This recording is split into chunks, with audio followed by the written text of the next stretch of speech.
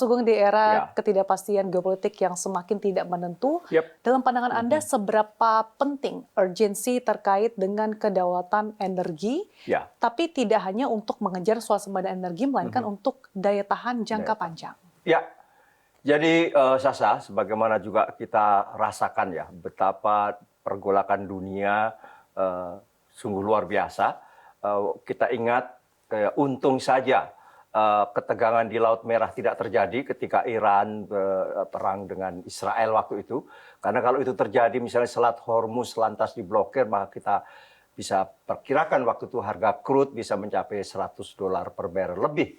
Dan itu sangat bisa mengguncang kondisi energi dunia, khususnya migas. Dan Indonesia kita tahu kita masih impor BBM dan hampir 40% lebih itu dari Selat Hormuz. Maka betapa bahayanya memang dalam kondisi geopolitik yang terus-menerus tetap bergolak seperti hari-hari ini masih terjadi.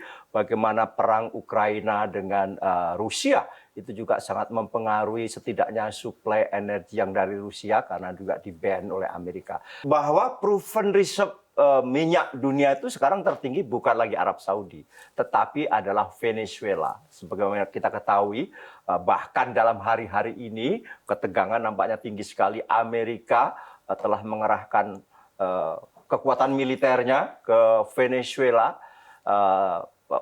dan juga Venezuela dengan mitranya Rusia, China, bahkan Iran juga mendukung Venezuela. Kita harapkan ini tidak meledak menjadi sebuah peperangan yang terbuka sebagaimana hari-hari ini antara Rusia dan Ukraina.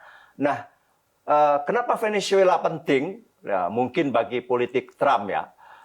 Kan Trump kembali ke fosil ya. Dia bahkan mundur dari Paris Agreement sehingga dia kembali ke fosil karena hari ini memang dengan shale gas dan shale oil itu produksi minyak dan migas terbesar dunia bukan lagi juga di Timur Tengah. Sekarang adalah Amerika. Tetapi sebagaimana kita ketahui karena harganya cukup mahal dan natural decline-nya itu tinggi sekali, cepat habis katakanlah itu dengan teknologi shale gas dan oil shale itu. Maka Amerika nampaknya melihat Venezuela yang hari ini menjadi negara cadangan minyak terbesar, yakni adalah 300 miliar barrel. 300 miliar barrel Amerika Venezuela tersebut. Maka orientasi Amerika mungkin dalam bahasa politiknya mau mencaplok Venezuela. Nah, ketegangan-ketegangan dunia ini sangat berpengaruh terhadap kemampuan kita dalam penyiapan energi. Ingat, kita di minyak terus naik konsumsinya. Kita hari ini konsumsi BBM kita per hari kurang lebih 1,6 juta barrel per day. Sedangkan lifting minyak di APBN tahun 2025 yang akan segera berakhir ini adalah 605.000 barrel per hari saja.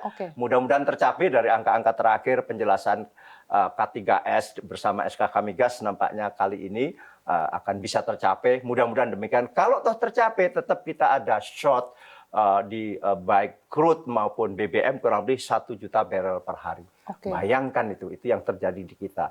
Maka kondisi ketersediaan BBM atau gas dunia, karena jangan lupa kita ekspor LNG liquefied natural gas, tetapi kita impor LPG liquefied petroleum gas.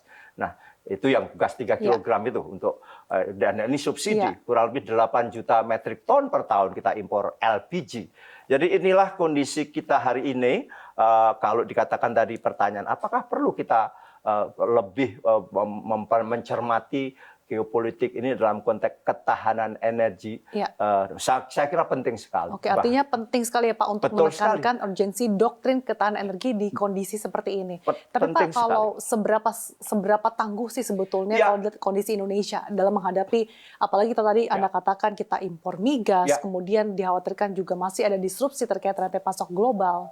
Kita dalam konteks ketangguhan kita belum tentu atau belum tangguh, kita ini harus kita akui. Tapi kita masih tahan dalam konteks ketahanan energi kita ini hari ini adalah dalam kategori ketahan. Kenapa? Kita bersyukur kita punya fosil yang lumayan, kita punya batu bara. Hari ini proven reserve-nya kurang lebih 38 miliar metrik ton, di mana produksi per tahun kurang lebih 700 juta ton dengan DMO (Domestic Market Obligation) untuk mencukupi PLTU di kelistrikan baik PLN maupun IPP, dan itu dengan juga sekaligus kebijakan DPO (Domestic Price Obligation), maka di sini harga listrik kita cukup stabil. Kenapa? Karena dari 102 gigawatt listrik kita, itu 67%-nya masih PLTU batubara, di mana batubaranya kita tidak impor. Nah, inilah salah satu kenapa kita hari ini cukup tahan. Di sisi lain adalah memang konsumsi per kapita di bidang kelistrikan ya, masih cukup rendah di tingkat ASEAN sekalipun. Kita masih dalam angka 1.400 kilowatt jam per kapita. Bandingkan misalnya dengan, memang itu negara kecil ya, kayak misalnya Brunei Darussalam itu sudah 8.000 kilowatt jam, Singapura 7.000 sekian, Malaysia juga 3.400-an sekian, demikian juga Thailand, semuanya adalah di atas Indonesia. Dan inilah tantangan bagi kita karena itu ada semacam parameter ya, bagaimana konsumsi energi juga mencerminkan tingkat kemajuan sebuah masyarakat. Nah, jadi demikian, maka kita akan terus dorong bagaimana energi ini atau masyarakat ini dapat mengkonsumsi energi dengan tingkat affordability atau tingkat keterjangkauan, baik mudah dijangkau maupun terjangkau secara harga. Inilah tantangan kita semua. Sehingga kalau hari ini tadi pertanyaan apakah kita ini hari ini sudah tangguh? Kita belum tangguh karena kita masih sangat tergantung impor juga. Dan tetapi dari sisi lain kita tahan, kita punya ketahanan yang cukup karena kita punya juga baik gas misalnya. Nah, kita bersyukur punya gas alam yang terus-menerus dalam eksplorasi selalu ditemukan sumber-sumber gas baru. Hanya memang tantangannya di gas alam adalah menyangkut infrastruktur.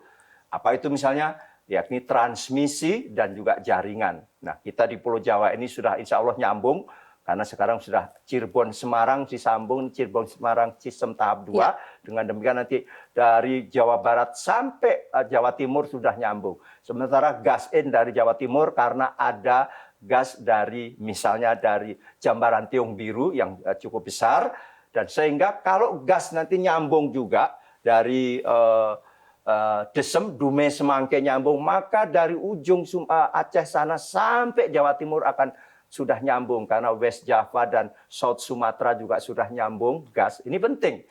Sehingga gas alam yang ada kita bisa salurkan dengan gas pipa. Kenapa demikian? Karena gas pipa jauh lebih murah dari hari ini. Dengan pengangkutan, dengan dicairkan dulu. Dari gas perut bumi berupa gas diangkat, dicairkan. Diliquified itu sudah ada biayanya kurang lebih $2 per MMBTU, baru diangkut, baru nanti dicairkan, digaskan kembali di well plant. Dan ini cukup mahal, sehingga gas alam kita dalam kategori cukup mahal, maka itulah perlunya dibangun infrastruktur. Nah, gas alam kita cukup besar, kita bersyukur. Misalnya ya Tangguh Tren 3 sekarang terbesar gas alam adalah dari Tangguh di BP Tangguh, dan sekarang di sekitar Tangguh sana juga di Papua Barat sana sedang dibangun lagi, akan segera upstream nanti kurang lebih 4-5 tahun yang akan datang di Ubadari sama di Genting. Itu cukup besar, bahkan dengan carbon capture dan sebagainya. Sementara kita Masela kita juga belum upstream, itu besar, dan kita temukan cadangan gas lagi di Andaman. Di Andaman itu di ujung Aceh, zona ekonomi eksklusif wilayah kita masuk kita. Itulah potensi kita. Kalau dikatakan tahan, kita tahan karena kita potensi fosil lumayan besar, meskipun kita di BBM kita justru short, justru kita impor. Baik.